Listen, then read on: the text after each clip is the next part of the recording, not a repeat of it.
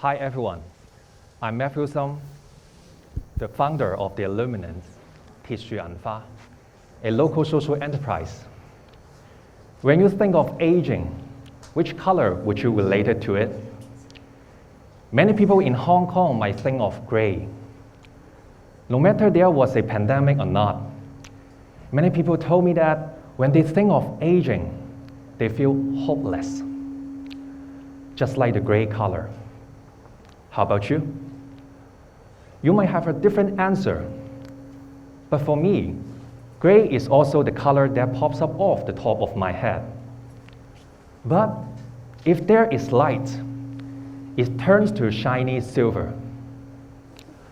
With a supportive care environment, I believe that the aged, despite the reduced mobility and health condition, can absolutely play a role in our community. In this photo is a group of aged Japanese men washing a car. Seems nothing special. Or you may wonder, are they just taking part in a volunteer activity? Actually, all of them are the service users of a day service center in Japan. And all of them are living with dementia. Instead of just receiving care or service by the care staff, they are providing car washing service at Honda every week to earn some income. And this old man is making a coffee by himself, even though he's a resident of an elderly home. And this old lady on a wheelchair, see, he's making a pizza by herself. And this elderly man, accompanied by the care staff, is going to share his life story in front of a group of children living in the neighborhood. Those are what I saw, experienced, and learned in Japan. What care is about.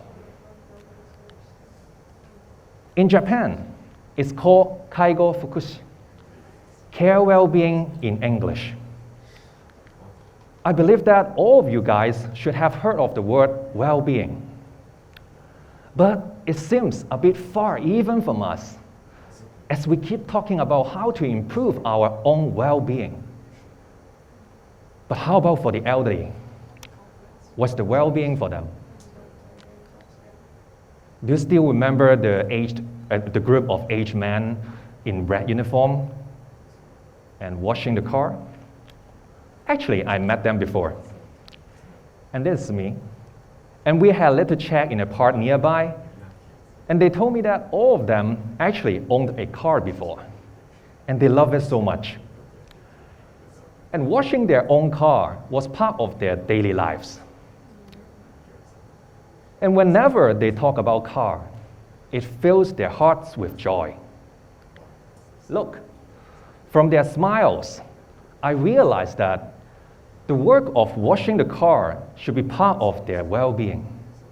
And that's why the founder of this organization put so much effort in persuading Honda to let them do it and to play a role there.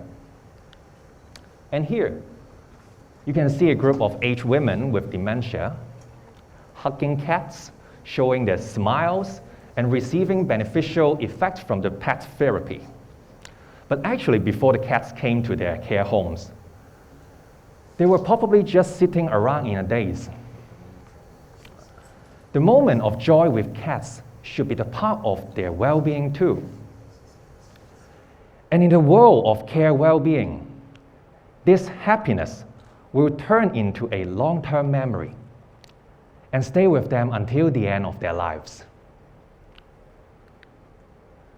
If all these make sense, you may wonder, why would a young man of my age be so concerned about elderly care? This is my mom, and this is me when I was 1 year old. Well, you might notice that I was already quite big as a year-old child. But you might also notice that my mom's feet look slightly different from others. Actually, she suffers from poliomyelitis, also known as polio, when she was still a child. Then she grew up with many labels given by the society. For example, disabled, vulnerable, and now she got one more, the elderly.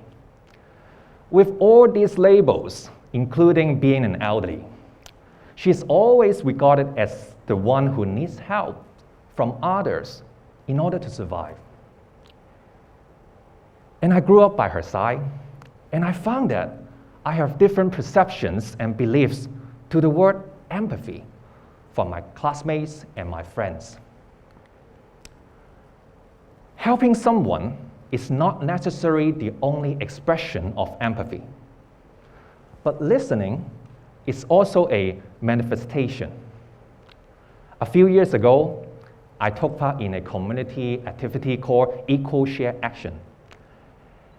And I got a chance to know some old people who were picking up cardboard boxes to make a living. And talking with these old laborers made me see the other side of this small city. And I thought carefully, what could I do?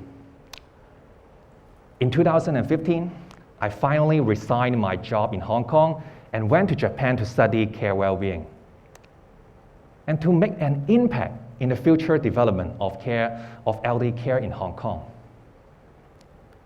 Apart from doing research related to elderly care, I also work as a care worker in an elderly home in Kyoto, taking care of people with a range of physical limitations, and many of them are living with dementia. Although the elderly home looks nothing fancy at all from the outside, but the experience there did inspire me a lot. And I experienced how they put care well-being into practices of their care services. When it comes to care for the elderly, Japanese do not just concern if the elderly eat or sleep enough. Instead, they learn how to think and experience from the perspective of the elderly and the people around them. For example, experiential learning. Students in Japan do not just distribute fruits or drinks to the elderly when visit elderly homes. Instead, they learn about their daily lives under the guidance of professional care staff. Although you won't know how much these children can learn from this experience, but what we heard from them was, wow, the caregivers are amazing. The elderly are so cool. And that's how we know those children do not see elderly care or aging itself negative. And in Japan, the younger generation learn about empathy through experiential learning. I set up my first social enterprise after returning from Japan to Hong Kong in 2018. We integrate Japan's care well-being concepts, practices, and experience to the environment in Hong Kong. We also develop experiential learning as part of our curriculum. For example, we launched VR Dementia Experiential Workshop as one of our social innovation education programs. And in these programs, the participants can learn about dementia and care from the first-person experience and knowing what is seen as normal when living with dementia. They will also experience to be treated as abnormal, just like many people with dementia in their daily lives, and stand in a different perspective. We brought this experience not only to the professional care teams, but also the students, caregivers, volunteers, as well as the public. With deeper understanding of care, the relationship between us and the people who need to be cared will no longer be giving and taking, but we walk together side by side. During the pandemic in the past 2 years, it didn't stop me from promoting care. Supported by Zeshan Foundation, we developed an online version of VR dementia workshop. And we are happy to have brought it to different industries, like pharmaceutical and financial industries, and to learn about care in a different way, and to make an impact on care together. I also brought care to the movie screen. I brought Care Nin series from Japan to Hong Kong by holding screenings in different venues, such as movie theaters, schools, universities, offices, as well as the care homes. More people learn about care from this movie, which is based on real-life story, and to rethink their roles of being a member of a care team, a caregiver, or just a normal citizen, and to plant the seeds of care for our city. I hope that one day, when we think of care for the elderly, like the elderly's diet, we will not just think of swallowing, but also their roles and their daily lives. With a supportive care environment, actually all of us, including the elderly, can absolutely play a role in our daily diet. For example, we can prepare or distribute meals for the other residents in our care homes, or make a dessert for our neighbors or the people in our community, or even just write today's menu. All of these are examples of care, living instead of cure. Let's be an illuminant, be the light to guard the aged.